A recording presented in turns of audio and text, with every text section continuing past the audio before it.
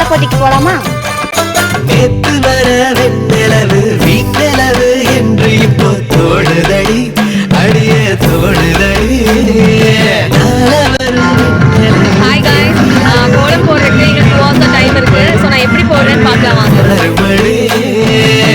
சொல்லாத சந்தோஷம் அல்லாம அள்ளுத்தடி சொல்லாத ஒரு வாரம் இல்லாம கிள்ளுத்தடி. ஏ புள்ள வாமல்ல கனவுகள் எடுத்து சொல்ல